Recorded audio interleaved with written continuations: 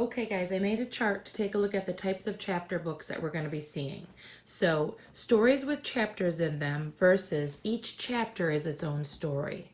Stories with chapters in them you've seen: Charlotte's Web, Humphrey, All of His Tales, A Boy Called Bat, the one that Miss Parsons just finished reading. And they're longer books. You know, they could have 50 chapters, 27 chapters, and they're made up of a whole bunch of chapters that you have to read in order. Other books that are chapters by itself, examples are Mouse Tales, Frog and Toad, some other kinds of books that we've been reading. Individual stories are in the same book, and one chapter is one story. So we read Frog and Toad. I showed you the difference between the list story and the garden story, right? Same characters, two different problems, two different settings. But you kind of use some of the same qualities that we know about Frog and Toad. Arnold Lobel decided to make Toad and Frog two of his main characters, and then he just decided to give us so many more stories about them. So I need you guys now to pick. Are you going to do your nonfiction character or your animal fantasy character? I chose that I'm going to do Sarah again. I'm going to do my animal fantasy.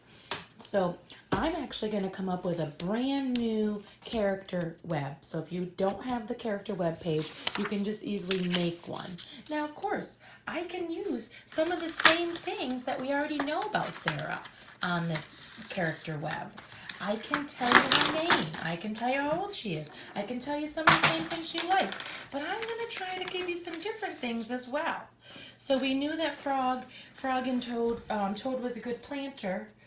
Toad learned how to plant a garden, but we also knew that one of them wanted to make a list, right? And had to have all those things on the list. So of course I can still have Sarah, and she can still be 4 years old, but I'm going to tell you some other things about Sarah.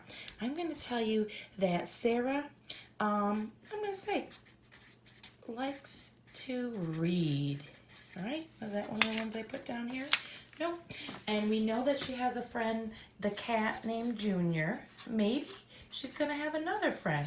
Maybe I'm going to add a new character, kind of like Poppleton, where they get new characters in there. Cherry Sue. So I'm gonna give her a dog character, and the dog's gonna be named Lila. Lila. So next, I'm going to give you some more ideas. So we know that she likes chocolate milk and drives in schools. So remember, these are fake qualities that a character has, right? So they act like animals.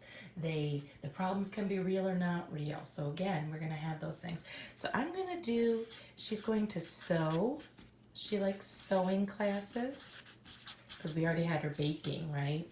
And I'm going to do another one where she needs a new home.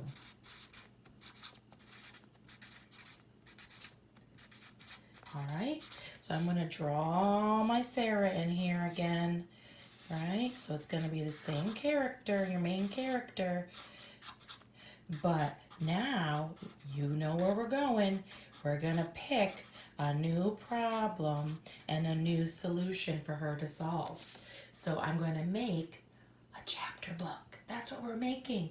We're going to put them both together, and we're going to have two chapters that could stand alone by themselves on the same character.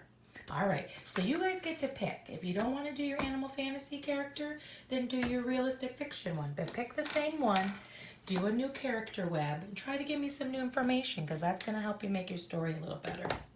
All right, till Thursday.